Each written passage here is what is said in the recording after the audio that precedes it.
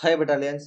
நம்ம ஹிஸ்ட்ரியோட நேஷனல் ரிசைலன்ஸோட அடுத்த பார்ட் தான் நம்ம பார்க்க போகிறோம். ஸோ ஃபஸ்ட்டு கடைசியாக நம்ம பார்த்தது வந்து பிரார்த்தனை சமாஜோட முடிச்சிருப்போம்.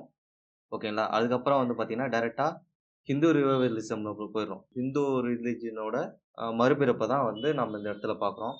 ஸோ அதில் வந்து ஃபர்ஸ்ட் வந்து பார்த்தீங்கன்னா ஆரிய சமாஜ், அதுக்கப்புறம் வந்து பார்த்தீங்கன்னா தியோசாபிக்கல் மூமெண்ட். ஸோ இது ரெண்டுமே வந்து ஒரே இயரில் தான் வந்திருக்கு, 1875ல்.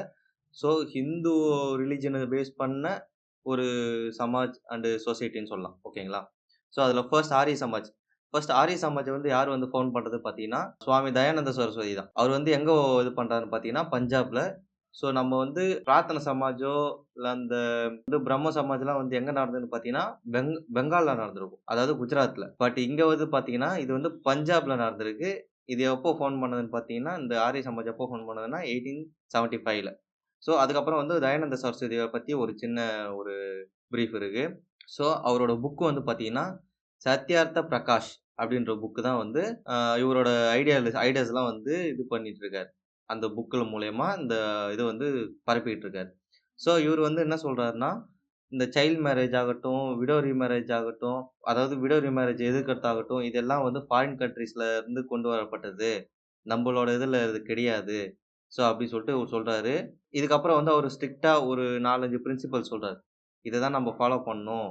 ஒரு ஹிந்துவா, கம்யூனிட்டியா நம்ம இத தான் ஃபாலோ பண்ணணும்னு சொல்லிட்டு, ஸ்ட்ரிக்ட்டா வந்து இந்த மோனோதீசம், ஐடியாலேட்ரி, பிராமினன்ஸோட டாமினேஷன் சொல்லுவோம்ல. ஸோ அதெல்லாம் வந்து இவர் வந்து ரிஜெக்ட் பண்றாரு. அதாவது இதெல்லாம் எதிர்க்கணும் அப்படி சொல்லிட்டு அவர் சொல்றாரு. ஸோ நம்ம வந்து மோனோதீசம் மட்டும் தான் ஃபாலோ பண்ணணும் அப்படின்னு சொல்லிட்டு சொல்றாரு. இவர் வந்து அதே மாரியே ஹிந்துயிசம்லயும் இருக்க ஒரு சில மூட நம்பிக்கைகளையும் இவரு எதிர்க்க சொல்றாரு.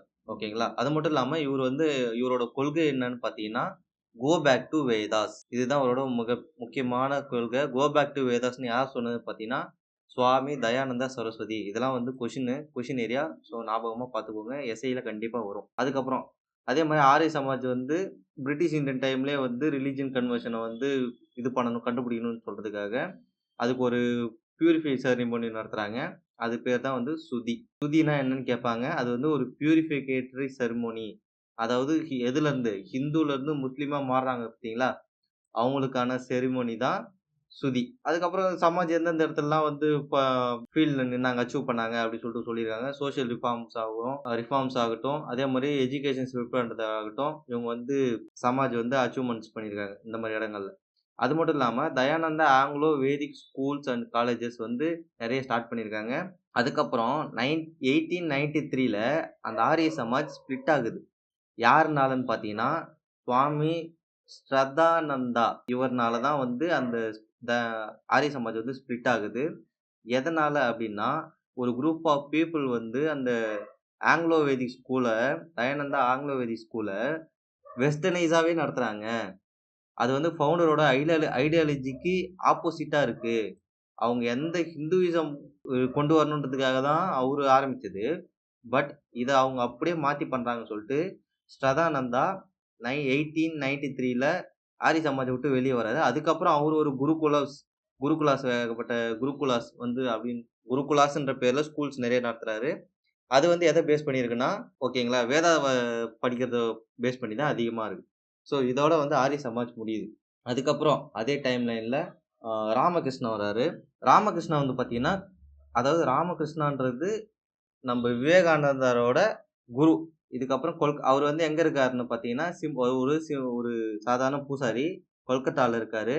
அவர் வந்து இந்த பஜனை பாடுறது தான் அவரோட பஜனை மூலியமா கொள்கைகள பரப்புறது தான் அவரோட இது. ஓகேவா?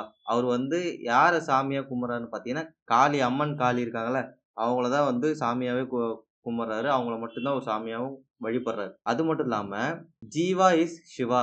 அதாவது மனிஷன் தான் கடவுள் அப்படின்ற ஒரு கொள்கையும் இவர்கிட்ட இருக்கு. ஓகேங்களா? ஏன்னா மனுஷன நம்ம கடவுளா மதிக்கணும் அப்படின்ற ஒரு ஐடியாலஜி இவர்கிட்ட இருக்கு. இவரோட ஐடியாலஜி வந்து நெறைய யூத்த வந்து நெறைய படிச்சவங்கள வந்து அட்ராக்ட் பண்ணுது. அதனால என்ன பண்றாங்க, இந்த நெறைய ஏன்னா சிம்பிளான கான்செப்ட். மனுஷன தான் நம்ம கடவுளா கும்பிடணுன்னும்போது, அத நெறைய பேர் புடிச்சு போயி, இவரோட கொள்கைய பின்பற்றாங்க. அவரோட இறப்புக்கு அப்புறம் அவரோட மாணவர்கள் வந்து அவரோட கொள்கைகளை எல்லா இடத்துக்கும் பரப்புறாங்க. அதுல முக்கியமானவர் யாருன்னு பார்த்தீங்கன்னா, சுவாமி விவேகானந்தா. அவரோட டைம்லைன் குடுத்துருக்கேன். 1863லேருந்து 1902 வரைக்கும் அவரோட டைம்லைன். அவரோட இயற்பேரு, அதாவது அவருடைய பார்ன் நேம் என்னன்னு பார்த்தீங்கன்னா, நரேந்திரநாத் தத்தா. அவர தான் வந்து நம்ம என்னன்னு சொல்றோம்? விவேகானந்தான்னு சொல்றோம். ஓகேங்களா? இவர் தான் ராமகிருஷ்ணாவோட பிரைம் ஃபாலோவர். ஸோ அவரோட கொ சீடர்கள்ல ஒரு ஒரு முக்கியமான ஆள் அப்படின்னு சொல்லிட்டு சொல்றாங்க. அது மட்டும் இல்லாம இவர் தான் வந்து ராமகிருஷ்ணா மிஷனையே வந்து எஸ்டாப்ளிஷ் பண்றாரு. எதுக்காகன்னா, எல்லாருக்கும் எஜுகேஷன் போய் சேரணும். ஹெல்த் கேரு அப்படின்ற ஒரு பிலாசாபிக்கல் பொசிஷன் அண்ட் பிராக்டிசஸ் மேல அவருக்கு வந்து பெருசா ஈடுபாடும் இல்ல, நம்பிக்கையும் இல்ல. அதே மாரி இவரு வந்து கல்ச்சுரல் நேஷனலிசம் ஏகப்பட்ட யூத்ஸ வந்து ஹிந்து சொசைட்டிக்கு வரவேற்கிறாரு. ரீஜெனரேட் ஹிந்து சொசைட்டின்னு சொல்லிட்டு ஹிந்து சொசைட்டிக்கு நெறைய இந்தியன் யூத்ஸ வரவேற்கிறாரு. ஓகேங்களா? அது ஒரு மட்டும் இல்லாம இவரு எப்படி ஃபேமஸ் ஆனார்ன்னு பார்த்தீங்கன்னா, ஒரு ஸ்பீச் ஒண்ணு பேசுறாரு. அது எங்கன்னு பார்த்தீங்கன்னா, வேர்ல்ட்ஸ் காங்கிரஸ் ரிலிஜியன்ஸ் ஓகேங்களா? அப்படின்ற ஒரு இடத்துல சிக்காகோல 1893 மீட்டிங்ல இவரு வந்து ஹிந்துயிசம பத்தி ஒரு ஸ்பீச் பேசுறாரு. அததான் வந்து எல்லா யூத்ஸும் பார்த்து, ஓகே இவரோட கொள்கைகள் நல்லா இருக்கு அப்படின்னு சொல்லிட்டு, இவரு இவருக்கு பின்னாடி ஈர்க்கப்படுறாங்க. இவரோட ஸ்பீச்னால ஈர்க்கப்படுறாங்க. ஸோ இதோட வந்து ராமகிருஷ்ணாவோட விவேகானந்தாவோட இதுவும் முடியுது. ஓகேங்களா? இதுக்கப்புறம் நம்ம சொன்ன ஆரிய சமாஜ் பேசணும்ல, அதே மாரியே தியோசாபிக்கல் சொசைட்டி. இந்த தியோசாபிக்கல் சொசைட்டில முக்கியமானது ஃபவுண்ட் பண்ணது யாருன்னு பார்த்தீங்கன்னா, ஹெச்.பி. பிளவாட்ஸ்கியும், கொலோனல் ஹெச்.எஸ். ஆல்ஸ்காட் இவங்க 2 பேரும் தான் வந்து தியோசாபிக்கல் மூவ்மெண்ட்ட கிரியேட் பண்ணாங்க. இது எப்போ கிரியேட் பண்ணது? 1875ன்னு கன்ஃபார்ம் தெரியும். அது எங்க? யுஎஸ்ஏல. ஆனால் 1886ல அது சென்னையில இருக்க அடையாருக்கு ஷிஃப்ட் பண்ணிடுறாங்க. இது வந்து எதை பேஸ் பண்ணியிருக்குன்னா, நெறைய வெஸ்டர்ன் ஐடியாஸே இது பண்ணியிருக்கு. நமக்கு இது செட் ஆகல அப்படின்னு சொல்லிட்டு, டைரக்ட்டா இது வந்து எதை பேஸ் பண்ணியிருக்குன்னா, ஹிந்து கிளாசிக்ஸ பேஸ் பண்ணி தான் இருக்கு. முக்கியமா அவங்களோட படிப்பு சம்மந்தப்பட்டதெல்லாம் எது பத்தி இருக்குன்னா, ஹிந்து கிளாசிக்ஸும் அதுவும் முக்கியமா உபனிஷத், பகவத்கீதா இத தான் படிக்கவே சொல்றாங்க அவங்க. அதே மாரியே புத்திசத்த இந்தியால திரும்ப கொண்டு வரதுக்கு முக்கியமான காரணமாகவும் இந்த தியோசாபிக்கல் மூவ்மெண்ட் இருந்திருக்கு. ஆனால் இந்த ஆல்ஸ்காட் சொல்றோம்ல, ஹெச்.எஸ். ஆல்ஸ்காட் இவர் இறந்ததுக்கு அப்புறம் எலக்ஷன் மூலியமா அன்னி பெசன்ட் இந்த மூவ்மெண்ட்டுக்குள்ள வராங்க. இந்த மூவ்மெண்ட்டுக்குள்ள வந்ததுக்கு அப்புறம் இவங்களால வந்து ஏகப்பட்ட நல்ல விஷயங்களும் நடந்திருக்கு. புதுசா ஹோம் ரூல் லீக் கொண்டு வராங்க. ஹோம் ரூல் மூவ்மெண்ட்லாம் கொண்டு வராங்க. அந்த ஹோம் ரூல் மூவ்மெண்ட் மூலியமா இவங்க வெளிய தெரிய ஆரம்பிக்கிறாங்க. நெறைய நல்லதும் நடக்குது. அதே மாரியே இவங்களோட இந்த மூவ்மெண்ட்டோட ஐடியாஸ வந்து எப்படி அவங்க ஸ்ப்ரெட் பண்றாங்கன்னு பார்த்தீங்கன்னா, அவங்களோட நியூஸ் பேப்பர்ஸ் மூலியமா. அந்த 2 நியூஸ் பேப்பர் என்னன்னு பார்த்தீங்கன்னா, நியூ இந்தியா அண்ட் காமன்வெல்த் அப்படின்ற நியூஸ் பேப்பர் மூலியமா தான் இவங்க வந்து ஐடியாஸ எல்லாருக்கும் கடத்துறாங்க. ஸோ இதுதான் வந்து பேசிக் ஹிந்து ரிவைவலிசம்ல இந்த 3 மூவ்மெண்ட் தான். ஓகேங்களா? தியோசாபிக்கல் மூவ்மெண்ட், ஆரிய சமாஜி, ராமகிருஷ்ணா மிஷன். ஸோ இவங்க 3 பேர் தான் வந்து ஹிந்துயிசத்த மறுபடியும் ரிவைவ் பண்றதுக்கு உறுதுணையா இருந்தவங்க. ஸோ இதுதான் இந்த பிடிஎஃப். இந்த வீடியோஸ் வந்து நான் இதோட முடிச்சுக்கிறேன். ஏன்னா, நான் ரொம்ப நாள் வீடியோ போடணும்னு யோசிச்சுட்டே வீணாகிட்டேன். ஓகேங்களா? ஸோ இதுக்கப்புறம் டெய்லி கன்ஃபார்ம் நான் இதுக்கப்புறம் சொல்லக்கூடாது.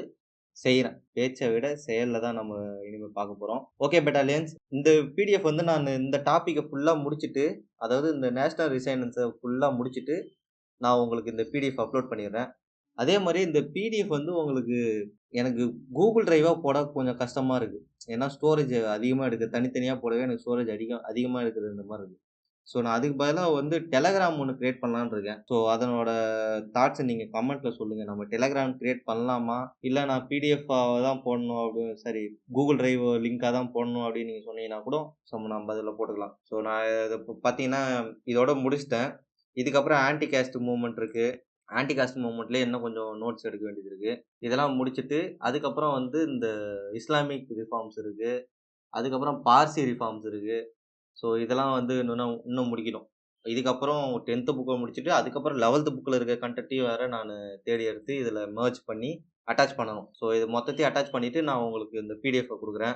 ஸோ அது உங்களுக்கு Telegramல வேணுமா? இல்ல Google Drive லிங்கா தான் வேணுமா? அப்படின்னு சொல்லிட்டு நீங்க கமெண்ட்ல சொல்லுங்க. ஓகே பெட்டாலியன்ஸ் அடுத்த எஸ்ஸை நாம தான்.